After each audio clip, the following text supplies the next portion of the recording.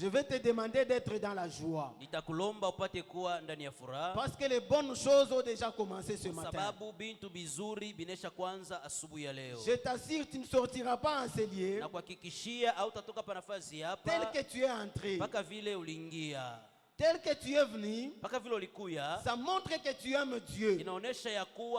Malgré la pluie, mais tu t'es préparé, tu as dit, je vais aller dans la maison de mon Père. Et Dieu dans les ciels te voit déjà.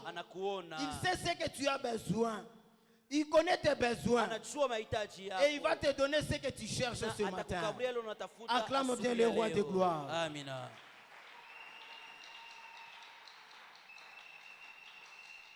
Sans toutefois perdre le temps, j'ai dit merci à mon Dieu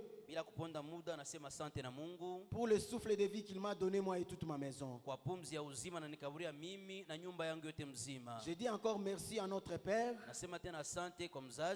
l'ange de cette église, pour la marque de confiance qu'il a envers moi, de me donner aussi que je puisse parler au peuple de Dieu. J'ai dit encore merci au cabinet pastoral, entre autres pasteur Michel, pasteur Berger Christophe et les autres. Que Dieu les bénisse pour les efforts fournis jour et nuit pour cette œuvre, afin que cette œuvre aille de l'avant. C'est grâce à eux ils ont accepté aussi que je puisse parler ce matin. C'est pourquoi je me tiens devant vous. Je dis encore merci à vous qui êtes là. C'est grâce à vous que nous allons partager la parole de Dieu ce matin. Que Dieu vous bénisse abondamment. Je dis encore merci à mon président qui est aujourd'hui mon interprète. Que Dieu vous bénisse abondamment. Nous sommes toujours dans les mêmes thématiques qui dit le mystère d'équité. Le mystère d'équité. Le dimanche passé, notre Père a parlé aussi sur ce mystère d'équité. Il a touché les points qui sont très capitaux. Et ça nous a encore béni davantage. Et aujourd'hui, moi aussi je vais ajouter quelque chose qui va encore nous bénir et Dieu va nous faire du bien. Je vais parler aussi sur le mystère d'équité, mais dans la dimension de la délivrance. Parce qu'on a parlé de notre Père, le Père de la foi, qui est Abraham, dont l'Éternel a dit: quitte la maison de ton père. En d'autres termes, c'est quitte là où tu es pour aller à un autre endroit. Si quelqu'un est dans la prison, on vient le libérer. On va lui dire: quitte maintenant ta prison. Là c'est la délivrance qui commence. Là il va vivre sa délivrance. Parce qu'il était dans la prison, on vient le libérer. Il devient maintenant un homme libre. Nous allons parler à ce qui concerne la délivrance, mais sur le mystère d'équité. On va nous lire deux passages. Genèse chapitre 32. Nous allons faire la lecture de kangourou. Nous allons sauter. Genèse chapitre 32. Verset 9. Nous allons sauter. Nous allons lire le verset 12. Nous lisons Genèse chapitre 32, 9 et 12 au nom de Jésus-Christ. Amen. Attendez, quelqu'un d'autre nous prépare Genèse 31. Genèse 31. Verset 3. Il va encore sauter, il va lire verset 13. Allez-y, papa. Genèse 32, 9 et 12, nous lisons au nom de Jésus-Christ. Amen. Jacob dit: Dieu de mon père Abraham, Dieu de mon père Isaac, Éternel qui m'a dit, retourne dans ton pays et dans ton lieu de naissance, et je te ferai du bien. Le verset 12. Et toi tu as dit, je te ferai du bien, et je rendrai ta postérité comme les sables de la mer, si abondant qu'on ne saurait le compter. Amen. Amen. Genèse 31, 3, nous lisons. Alors l'Éternel dit à Jacob, retourne au pays de tes pères et dans les lieux de naissance, et je serai avec toi. 13. Je suis le Dieu de Bethel, où tu as oint un monument, où tu m'as fait un vœu. Maintenant, lève-toi, sors de ce pays et retourne au pays de ta naissance. Amen. Amen. Alléluia. Amen. Dans les premières lectures qu'on nous a lues, Katika usomi ya kwanza ambayo tulisoma, ici c'est la toute première fois hapa ni mara ya kwanza dans l'histoire d'Abraham katika historia ya Abrahamu de se rencontrer avec ya Dieu. kukutana na Mungu. Avant, Kabla il n'était pas choriste, asikukuwa mwimbaji, il n'était pas protocole dans une église. asikukuya mlinda usawa katika kanisa, Il avait l'idée vague de Dieu. asikukuwa na hiyo mawazo ya Mungu. Mais tout d'un coup, Lakini pale pale l'Éternel Dieu milele Mungu vient vers Abraham. anakuya kwa Ibrahimu. Et lorsqu'il est venu toute la première fois chez Na Abraham, wakati anakuya mara ya kwanza kwa Ibrahimu, la chose qui m'étonne, kitu kinanishangaisha sana, dès la première rencontre avec Abraham, kupitia hiyo kupatana kwao kwa kwanza, Abraham n'avait pas monté à la montagne, Ibrahimu hakupanda kumulima, Abraham n'avait pas même gêné, Ibrahimu hakufunga hata chakula, Abraham n'avait pas fait quoi que ce na soit. hakufanya chochote. Mais la toute première fois, Lakini mara tu ya kwanza Abraham croisait avec Dieu. Ibrahimu anakutana na Mungu, Dieu a commencé à dire à Abraham, Mungu anaanza kusema na Abrahamu.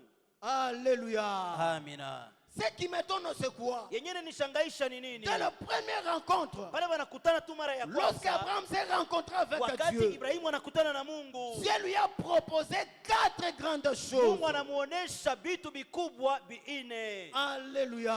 Amina. Dieu dit à Abraham, Mungu anasema na Ibrahimu, je vais te donner 4 grandes choses. nitakukabulia vitu viine vikubwa. Lesquelles? La première des choses, il dit à Abraham, Na kitu cha kwanza anasema na Abrahamu, je te bénirai. nitakubariki. Deuxièmement, Na ya pili, je ferai de toi la source de bénédiction. nitafanya upate kuwa chemchemu ya baraka. 3, Na ya tatu, je te ferai père des nations. nitakufanya utakuwa baba wa mataifa. Et 4, Na ya ine, je te rendrai très grand. nitakufanya utakuwa mkubwa. 4 grandes choses. Vitu ine vikubwa. Si nous regardons dans la vie des chrétiens, Kama tunaangalia katika maisha ya il y a Wakristo, d'autres chrétiens, kuko Wakristo ils ont eu wengine ces 4 choses. walipata hivi vitu Il y a vinne. d'autres grands serviteurs de Dieu, Kunakuwa watumishi wengine ils ont eu ces wakubwa 4 grandes walipata choses hivi vitu vinne après avoir fait même 20 ans dans la kisha foi. kufanya hata miaka 12 Mais ndani ya ce qui m'étonne, imani. c'est quoi? Lakini yeye nishangaisha ni Le nini? même jour que Dieu s'est rencontré avec Siku Abraham, moja moja Mungu anakutana na il lui Ibrahimu, a déjà proposé ces 4 grandes anamuonesha choses. kwanza hivi vitu vinne. C'est pour dire quoi, bien-aimés dans le Nijue Seigneur? kusema nini wapendwa katika Ce n'est Bwana? pas être le premier dans la foi Haina kuwa wa kwanza katika que Dieu va imani t'élever. ile Mungu Mais atakunyanyua, Dieu regarde la disposition de ton lakini cœur. Mungu anaona utayari ya Tu moyo peux venir wako. aujourd'hui, Unaweza kuya leo, tu es béni. unakuwa mwenye C'est kubarikiwa, face à la disposition de ni ton cœur. kuambatana na utayari wa moyo wako. L'Éternel est dit à Wa milele Abraham, Mungu anasema na Ibrahimu, je vais te donner ces 4 choses nitakukabulia hivi vitu vinne aujourd'hui même. leo. Mais ce qui est drôle, c'est quoi? Lakini nakuwa ya mshangao Il ni lui dit nini? ceci. Anamuonesha hivi, Avant de donner ces 4 choses, kabla ya kukupa hivi vitu tu vinne, vas faire une chose. utafanya kitu Tu kimoja, vas accomplir pour moi une chose. utatimiza juu yangu kitu C'est kimoja. quelle chose? Ni kitu gani? Dieu lui dit, Mungu anasema naye, pour que ces 4 choses entrent dans ta hivi vie, vitu vinne vingie mu maisha yako, tu dois d'abord unapasha kwanza quitter la maison de ton père. kutoka nyumba ya baba yako. Lorsque tu vas quitter la maison de ton wakati père, utatoka katika nyumba ya baba en ce yako, moment-là, na ni ile wakati je vais te donner nitakukaburia ces 4 grandes vile choses. vitu biine. Maintenant, chose qui m'étonne. Sasa kitu kinanishangaisha, Comment un si grand Dieu, namna gani huyo Mungu mkubwa, le Dieu puissant, Mungu mwenye uwezo yote, le Dieu qui prétend dire dans la Bible Mungu mwenye anasanya katika que je Biblia suis l'éternel, kusema niko wa en milele, dehors de moi, na nje il n'y a yangu point un autre Dieu. hakuna Mungu mwingine. Maintenant, pour bénir Sasa Jacob, njoo kumbariki Yakobo, il dit premièrement, anasema ya kwanza, il dit premièrement, anasema ya kwanza, quitte d'abord la maison de ton toka père. munyumba ya baba yako. Ce qui m'étonne encore une fois, Inanishangaisha tena comment ce grand Dieu, namna gani huyo Mungu pour mkubwa donner seulement de la sio ya valeur, kuleta tu bei de l'élévation ya kunyanyua à mtu Abraham, kwa Abrahamu, il lui donne la condition à remplir. kukabulia kanuni ya kuweza kutimiza. Il lui dit, Anasema tu dois d'abord quitter la maison de ton unapasha père. kwanza kutoka munyumba ya baba yako. Là, je me suis posé la question. Hapa nami pia nilijiuliza, Qu'est-ce qu'il y avait dans la maison d'Abraham nini ilikuwa ndani ya nyumba ya Abrahamu pour que l'éternel Dieu ili wa milele Mungu ne puisse pas accomplir ce qu'il a dit, asitimize ile aliweza kusema, pour que Dieu soit impuissant ili Mungu asije kuwa na de uwezo bénir ya Abraham. kumbariki Abrahamu. Qu'est-ce qui était dans la maison Ni d'Abraham nini ilikuwa ndani ya nyumba ya pour Abrahamu que la main de l'éternel ili mkono ya wa soit milele incapable isiwe na de uwezaji donner ce qu'il a ya promis? kuleta yenye aliweza kuahidia. Il lui dit d'abord, Anasema kwanza, quitte la maison de ton père. toka katika nyumba ya baba yako. Bien-aimé dans le Seigneur, Mpendwa katika la Bwana, chose n'était pas limitée sur Abraham. kitu akikumalizikie pa Abrahamu. Après des années et des années, Kisha miaka baadaye, l'éternel Dieu wa milele Mungu va aller rencontrer anaenda kukutana l'un des descendants d'Abraham na mmoja wa kizazi cha Abrahamu qui s'appelle Jacob. anaitwa Yakobo. Mais ce qui m'étonne de plus, Inanishangaisha tena zaidi, Dieu s'envoie avec les mêmes paroles. Mungu anaenda na mawazo moja moja, Il va chez Jacob anaenda kwa Yakobo avec le même discours. na misemo moja moja. Il commence à dire à Anaanza Jacob, kusema na Yakobo, Jacob, Yakobo, je te bénirai, nitakubariki, je te ferai du bien, nitakufanyizia je mema, te rendrai grand. nitakufanya upate kuwa Mais avant mkubwa. que toutes ces choses arrivent, Lakini kabla hivi vitu vyote tu dois vifike, rentrer dans ton pays. unapaswa kurudia ndani ya nchi C'est là yako. que je te Na bénirai. ni kule mie Mungu mitakubariki. Ah, ça devient un peu vague. Inakuya isiyoeleweka vizuri. Amen, amen. Amina, Amen, amen. amina. Comment expliquer Namna gani kufasiria le Dieu si puissant, huyo Mungu mwenye uwezo le yote, Dieu fort, Mungu wa nguvu yote, le Dieu qui dit et la chose Mungu arrive, mwenye anasema na kitu kinafika, le Dieu Mungu à qui rien ne résiste? ambaye hakuna kitu kinashindana Et naye. maintenant, pour bénir ces deux Sasa personnes sio kubariki hawa watu wawili de l'Ancien Testament, wa Agano la il Kale, commence d'abord à leur dire, anaanza il kuwaambia, dit à Abraham, anasema na Abrahamu, toi Abraham, wewe Abrahamu, pour que tu sois ili grand, upate kuwa quitte mkubwa, premièrement la maison de toka ton kwanza père. katika nyumba ya baba yako. Il va aller chez Jacob, Anaenda kwa il Yakobo, rencontre Jacob, anakutana na il lui dit Yakobo, Jacob, anasema je te Yakobo, ferai du bien. nitakufanyizia Mais avant mema, que ces choses lakini arrivent, kabla ile vitu tu dois vifike, quitter unapaswa la maison de kutoka ton oncle nyumba Laban. ya myomba yako Labani. Rentre dans ton pays. Rudia katika nchi yako. Bien-aimé dans le Seigneur, Wapendwa katika Bwana, lorsque j'ai médité la parole, wakati nilikuwa nafikiri juu ya neno, ça m'a tellement compliqué, ilinivurusha sana, ça m'a tellement troublé. ilinivurusha kabisa. La question que je me pose, Swali najiuliza, qu'est-ce qu'il y avait dans toutes ces deux ni maisons? nini likuya katika hiyo manyumba yote mbili? Qu'est-ce qu'il y avait dans toutes ces deux maisons? Nini ilikuwa ndani ya hiyo manyumba mbili? Pour que Dieu commence à dire, Ili Mungu anze kusema, toi Abraham, weye Abrahamu, pour que je puisse te ili bénir, nikubariki, quitte la maison de ton toka père. munyumba ya baba Il dit yako. aussi à Jacob, Anasema tena na pour Yakobo, que je puisse te ili bénir, nawe quitte nikubariki, d'abord la maison là où tu vis, toka munyumba mule chez ton kunaishi oncle Laban. kwa muyomba yako Labani. Est-ce que Eti dans toutes ces deux maisons, katika hiyo manyumba y yote avait-il mbili un lion? mulikuwa simba? Même s'il y avait un lion, n'est-ce pas notre Dieu? C'est un Dieu puissant à qui rien ne peut lui résister. Maintenant, qu'est-ce qui a fait à ce qu'il commence à dire à ces deux gens de l'Ancien Testament de quitter leur maison, de leur père, pour qu'ils puissent vivre la fougue de la bénédiction de Dieu.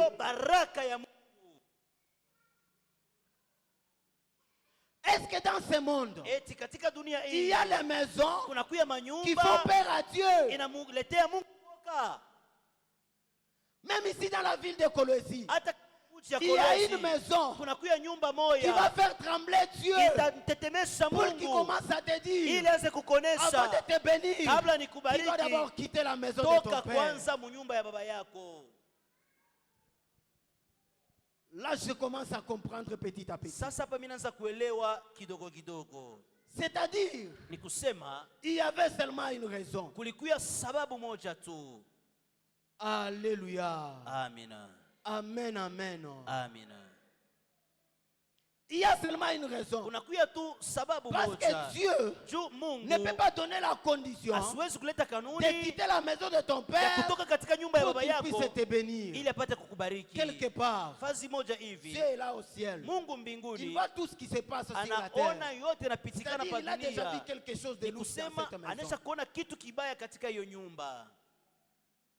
Si nous voulons bien comprendre, nous devons nous intéresser à l'histoire de Jacob. Si vous lisez très bien l'histoire de Jacob, bien aimé, vous allez comprendre qu'il y a toujours quelque chose qui a fait assez que Dieu ne puisse pas les bénir tant qu'ils étaient dans leur maison là.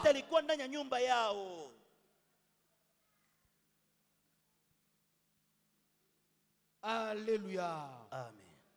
Si nous lisons dans Genèse chapitre 31, versets 22 à 23, on ne va pas lire, on passe directement. Si vous lisez, vous allez comprendre que Jacob, il a accompli ce que l'Éternel lui a demandé. Il a réuni ses deux femmes. Il a réuni ses fils. Et il a quitté le pays. Lorsque Jacob a quitté le pays, il a quitté le pays sans toutefois informer Laban. Il est parti sans toutefois lui informer. Et lorsque vous allez lire encore, toujours dans Genèse 31, versets 26 à 28, vous allez comprendre qu'on annonça à Abraham, on a parlé à Laban, on informa à Laban que Jacob est parti. Bien-aimé dans le Seigneur, même dans la société de l'époque, elle-même était étonnée de la colère dont Laban avait contre Jacob. Jacob a quitté son pays, mais Laban est entré en colère contre Jacob. La Bible dit, Laban a armé 400 personnes pour poursuivre qui? Jacob. C'est pourquoi, bien-aimé dans le Seigneur, aujourd'hui, il y a plusieurs chrétiens qui vivent des combats inexplicables. Parce que derrière eux, il y a quelqu'un qui est en train de les poursuivre. Il y a les serviteurs de Dieu puissants, qui sont reconnus, respectés et respectables. Ils vivent des choses dont les mêmes ne peuvent pas expliquer. Ils ont même honte de dire ce qu'ils sont en train de vivre. Soit ils arrivent même à un niveau, ils se demandent à eux-mêmes, comment ces choses m'arrivent-ils? Derrière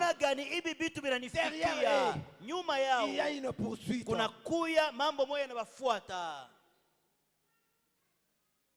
La Bible dit, Biblia inasema Laban est sorti avec 400 hommes Labani anatoka na watu à la poursuite de Jacob. na wanamfuata La Yakobo. Bible dit il a marché pendant 7 Biblia jours. inasema alitembea kadiri ya masiku 7. Et le 7e jour, Na siku ya 7 ils l'ont atteint.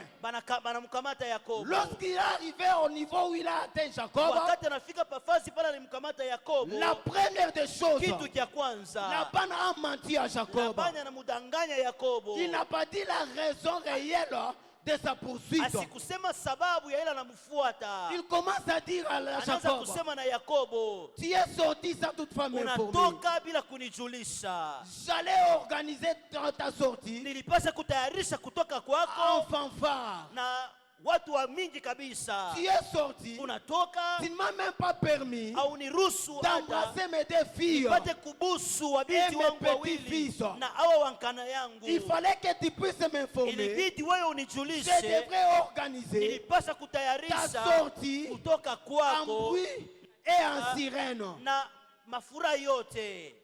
Ces paroles de Laban Hiyo misemo ya a Labani mis en colère Jacob. ilimweka Yakobo ndani ya Jacob kasirani. commence à dire à Yakobo Laban, anaanza kusema na Labani, tu n'as pas droit de me hauna suivre. na sababu ya kunifuata mimi. Alléluia. Amina. Si tu vois que tu as des combats dans ta vie, Kama unaona ya kuwa unakuwa na vita si maisha tu vois que yako, derrière toi il y a quelqu'un kama qui te unaona kusema poursuit, nyuma yako kuku mtu ako na il ne faut kufuata, pas avoir peur. usiwe na boka. Tiens-toi debout. Simama juu, Regarde-lui tout droit basi dans les umwangalie yeux. mumacho, Dis-lui que tu umuoneshe n'as pas droit. kusema hauna na sababu poursuivre. ya kunifuata.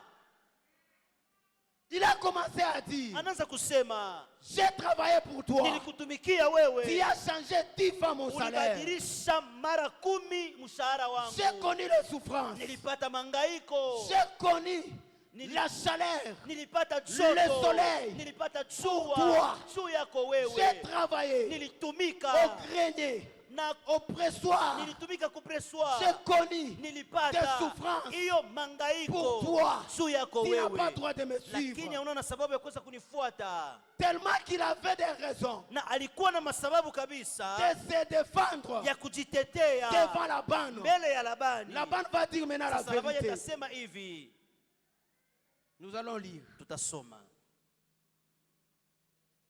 Genèse chapitre 31, Mwanzo 31, versets 29 à 30. Genèse 31, 29 et 30, nous lisons au nom de Jésus-Christ. Amen.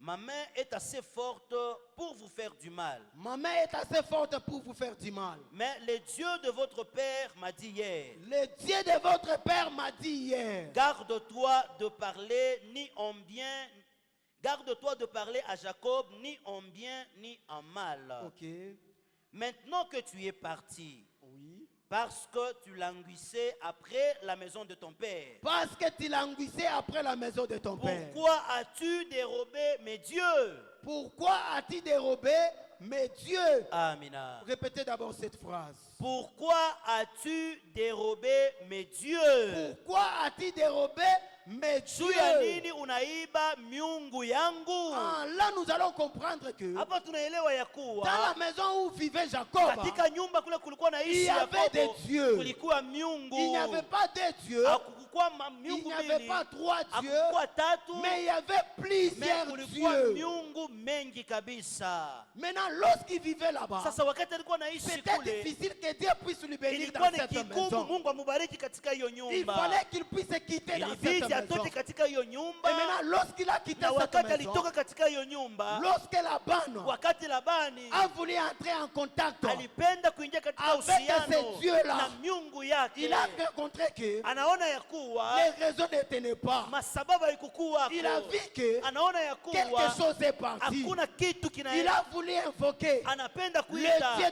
de ses pères, miungu ya baba mais yake, ça n'a pas tenu. lakini Alors il havikuwezekana. fallait Sasa ilibidi chercher les coupables. tafuta ni nani Et le aliiba, coupable na mwenye aliiba était Jacob. ilikuwa ni Yakobo. Lorsqu'il rencontra Sasa wakati Jacob, anakutana na Laban Yakobo, dit à Jacob, Labani anasema na Pourquoi Yakobo, juu ya tu nini as pris wewe unaiba mes dieux? miungu yangu?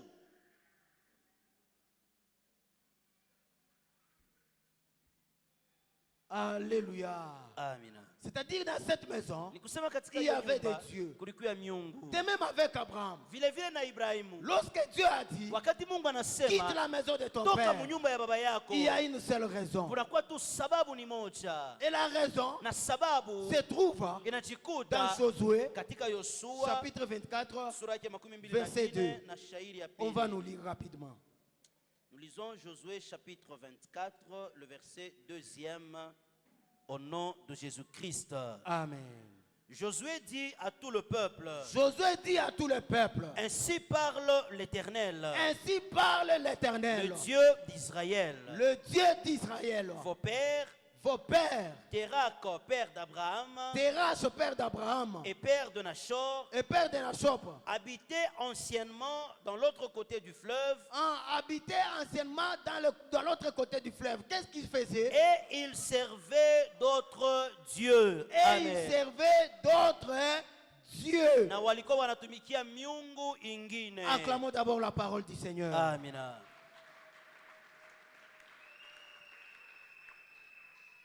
Lorsque Dieu a pris la résolution de dire à Abraham, quitte la maison de ton père, parce que Dieu a constaté que dans la maison d'Abraham, il y avait des dieux.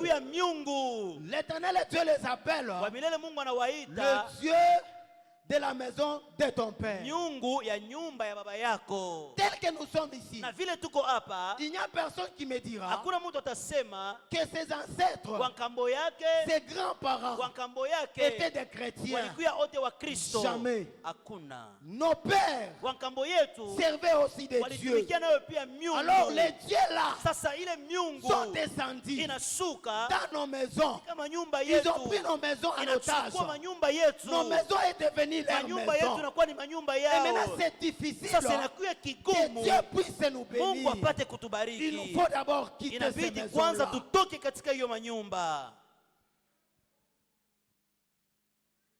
Alléluia. Amen. Dieu dit à Abraham, Mungu anasema na Abrahamu, quitte la maison de ton toka père. mu nyumba ya baba yako. Parce que son père Kwa sababu baba yake Teraki servait des dieux. alikuwa anatumikia miungu. Dans l'Ancien Testament, katika agano la kale, le mystère d'exorcisme hiyo siri ya kuchanja watu n'existe pas. haikukuwako. Le mystère de chasser les démons hiyo siri ya kufukuza mapepo n'existe pas. haikukuwako. Une personne me dit, mtu mmoja anasema, n'est-ce pas David chantait Daudi alikuwa anaimba et le roi les démons sortaient. na mfalme mapepo ilikuwa yanamutoka. Laissez-moi vous dire ceci. Acheni niambie hivi. Lorsque David chantait, wakati Daudi alikuwa anaimba, lui-même ne savait pas yeye mwenyewe kujua que lorsqu'il était en train de chanter, wakati alikuwa anaimba les démons sortaient. mademoni alikuwa anatoka. Et la Bible elle-même dit quoi? Na Biblia inasema yenyewe les démons ne sortaient pas. mademoni haikuwa anatoka. C'était dans la miséricorde de Dieu lui-même. Ilikuwa ni katika buluma bwake Mungu mwenyewe. David ne faisait que chanter. Daudi alikuwa tu anaimba. Mais par la puissance de Dieu, lakini kupitia uwezo wake les Mungu, démons étaient apaisés. hiyo mademona haikuwa tena na Les démons nguvu. laissaient le roi Ilimwacha mfalme pendant un peu de temps, kadiri ya muda que le roi fulani puisse respirer. ili mfalme apate Le kupumzika. mystère de chasser les démons Hiyo siri ya kufukuza mapepo a commencé avec la venue de Jésus. inaanza na kuja kwa Yesu C'est Kristo. Jésus-Christ Ni Yesu Kristo qui est la première personne anayekuwa mtu wa à kwanza chasser les mwenye démons. kufukuza mademona. David n'avait pas dit, Daudi toi asikusema démon sors. wewe demona. Jamais. Hapana. C'est Jésus-Christ. Ni Yesu Kristo Lorsqu'il est venu, wakati il alikuja a commencé à parler aux anaanza démons. Il a commencé à chasser les démons. kufukuza mademona. Après sa mort na kisha kufa et sa kwake na résurrection, kufufuka kwake, Jésus-Christ Yesu a Kristo pris le pouvoir. anachukua Il a donné mamlaka, à l'église. analeta kukanisa. Je suis venu te dire ce matin, Na kwa kuonesha asubuhi ya là leo, où tu es, pale wiko tu as le pouvoir. unakuwa na mamlaka. Même si les démons se lèvent dans Hata ta kama vie, mademoni yanainuka ne katika crains maisha pas. yako, usiwe na boga. Lève-toi. Wewe simama, Et courage. uwe na Et uhodari, la force. uwe na Et chasse nguvu, les démons. na fukuza Et les démons vont mapepo, partir. na mapepo Parce que le itaenda. pouvoir, Kwa sababu Jésus-Christ mamlaka nous a donné Yesu Kristo à travers sa alitukaburia mort kupitia kifo et sa chake na résurrection. kufufuka kwake.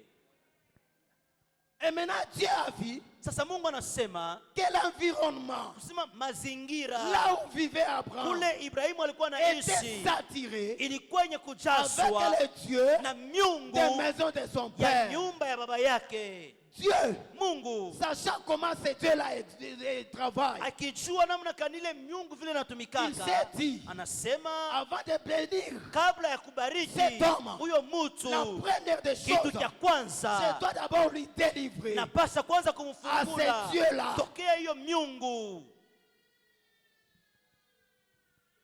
Il fallait que Dieu Ilibidi Mungu puisse délivrer Abraham amfungule Abrahamu avec le Dieu na miungu de la maison de son ya père. nyumba ya baba yake. Dans nos maisons, Katika manyumba yetu, nos aïeux, wankambo ils yetu ont invité walialika le Dieu, miungu sans toutefois toi et moi, bila kusema wewe nami nous puissions accepter. tupate kukubali hiyo Ils nous ont maneno. amené les dieux là. Wanaleta miungu Et pale. ces dieux-là ont commencé à Na contrôler ile nos miungu vies. inaanza kuangalia manyumba Bien yetu, aimé dans le maisha Seigneur. yetu. Wapendwa katika Bwana, Laissez-moi vous dire la vérité. acheni niambie Vous n'avez ukweli pas idée au de ce kushindane que les dieux là ile font miungu dans la vie des gens. ile kunafanya katika maisha yenu. Si les dieux là Kama ile prennent la miungu possession de ta vie, inachukua maisha yako, tu peux entrer dans un bon mariage. unaweza kuingia katika ndoa nzuri, Ils vont te poursuivre watakufuatafuata pour te faire quitter dans ce ili mariage-là. wakutoshe katika ile Tu peux ndoa. avoir un bon travail Unaweza kuwa na kazi Ils vont te mzuri, poursuivre watakufuata parce que tu vis avec eux kwa dans la même sababu wewe maison unaishi nao ndani ya nyumba, pour que tu puisses quitter ce ili travail-là. upate kutoka katika hiyo kazi. Toutes les bonnes choses Na vitu vyote qui peuvent vikubwa arriver dans ta vie, vinaweza kufika comme maisha les dieux là yako, existent, vile huyo Ils vont vile te miungu iko poursuivre kwako pour te itakufuatafuata faire chuter. ili wakuangushe. Il y a plusieurs chrétiens qui souffrent aujourd'hui. Unakuya Wakristo wengi leo Non pas wanateseka, parce qu'ils ont péché, haina tu juu walitenda zambi, non pas parce qu'ils ont touché le fétiche, haina juu waligusa parce kumadawa, qu'ils n'ont pas pris conscience juu hawakuchukua des zamiri dieux ya de la miungu maison de leur ya père. manyumba ya wazazi wao. Si nous rentrons un peu en arrière, Kama tunarudia nyuma, nos ancêtres wankambo yetu invoquaient les dieux. walikuwa wanaita miungu, D'autres invoquaient ce qu'on appelle les Mikishi. wengine waliita mikishi. C'est chez nos frères Kassaïens, Kwa ndugu yetu wa Kasai ils invoquaient ce qu'on appelle Nzolo Abakishi. walikuwa wanaita ile banaita nzoro wa bakishi, Et dans d'autres tribus, na mu makabila il y ingine avait des dieux kulikuwa que nos miungu ancêtres invoquaient. ile wankambo wetu Et walianza ces kuita, dieux-là, na ile ils sont miungu descendus dans nos maisons. walishuka mu manyumba Bien aimé dans yetu. le Seigneur, Wapendwa katika si tu ne Bwana, prends pas conscience kama auchukue des dieux zamiri de la maison de ton ya père, miungu ya il nyumba ya baba sera yako, difficile itakuwa que tu kigumu puisses vivre wewe la main de upate l'Éternel. kuishi mkono ya Parce Mungu, qu'il ne peut pas te kwa laisser sababu hawawezi que toi tu kukwacha puisses être béni. kusema wewe upate kubarikiwa. Jamais. Ils vont te Kamwe poursuivre, te watakufuatafuata, combattre et te watakupika faire vita tomber. na kukuangusha. C'est pourquoi ce matin, Ndio kwa maana asubuhi ya leo nous devons quitter tunapasha kutoka les maisons de nos pères. manyumba ya baba yetu, Nous devons quitter tunapasha kutoka et nous devons nous séparer na tunapasha de kutengana ces dieux na hiyo miungu qui habitent inakuwa dans les maisons de nos pères. inaishi ndani ya manyumba ya baba yetu. Ce n'est pas pour rien Haina kwa bure que Dieu ile Mungu a ordonné d'abord aliruhusu ya à Abraham kuwa de quitter. Ibrahimu Ce apate sont les kutoka. dieux Inakuwa ni miungu Qui sont très puissants inakuwa na devant uwezo l'homme. mbele ya mutu, Ils ne sont pas très puissants haina na uwezo devant Dieu. mbele ya Mungu. Ce Hapana, matin, asubuhi ya ces leo démons-là ile mademona seront chassés au nom itafukuzwa puissant de mu Jésus. jina la Yesu Parce qu'ils n'ont Kristo, pas le pouvoir kwa sababu wana na devant le nom mamlaka de l'Éternel. mbele ya jina Si ya wa seulement tu vas milele. t'élever, Kama si seulement wanasimama, tu auras la kama tutakuwa na conscience de zamiri ta vie, ya tu maisha vas yako, t'élever à utasimama travers le pouvoir na que mamlaka Jésus-Christ t'a ile donné. Yesu Tu vas alikukabulia, chasser le Dieu utafukuza de la maison de ton hiyo père. miungu ya nyumba ya baba yako. Si tu ne prends pas conscience, Kama uchukue Bien-aimé, zamiri, mpendwa, tu vas faire des années et des années. utakuwa miaka Dieu va mengi, te promettre de bonnes choses. Mungu atakuahidia vitu Ces vizuri, choses-là lakini vile vitu N'arriveront plus dans ta vie. habitafika pa Parce maisha que là où yako, tu es, kwa sababu kule il y a uliko d'autres dieux. kunakuya Et miungu ces ingine, dieux-là na ile ne te miungu laisseront pas que haitakuacha toi tu kamwe puisses vivre la main kusema de wewe Dieu. upate kuishi C'est mkono wa pourquoi Mungu. nous devons être délivrés. Nous devons être délivrés des dieux de la maison de nos pères pour que nous puissions vivre la main de Dieu. Bien-aimés, ne négligez pas. J'ai vu un serviteur de Dieu qui servait Dieu avec puissance. Il chassait les démons. Mais lorsqu'il a négligé le Dieu de la maison de son père, aujourd'hui, au moment où je vous parle, il a déjà abandonné la foi. Il a commencé à boire. Il a commencé à faire des choses bizarres parce qu'il n'a pas pris conscience du Dieu de la maison de son père. Bien-aimé dans le Seigneur, la délivrance, c'est notre partage. Parce que Dieu lui-même a déjà commencé à nous délivrer à travers notre Père de la foi, qui est Abraham. Lorsqu'il lui a dit, quitte la maison de ton père, c'était la délivrance. Il fallait qu'Abraham puisse se séparer avec les dieux de la maison de son père pour qu'il puisse vivre toutes les promesses que Dieu lui a dit. Si toi et moi, nous allons nous déconnecter avec ces dieux de la maison de nos pères, nous allons vivre la bénédiction, nous irons de l'avant, nous serons bénis, nous serons des grandes dames, nous serons des grandes femmes, et dans le monde entier, notre histoire va aller très loin. Si seulement nous allons prendre conscience de nous déconnecter des dieux de la maison de nos pères, parce qu'ils existent. Maintenant, prends courage, prends le pouvoir que Dieu t'a donné, tu vas les chasser et que tu sois libre et que tu puisses entrer dans ta destinée. Que Dieu bénisse sa parole. Amen.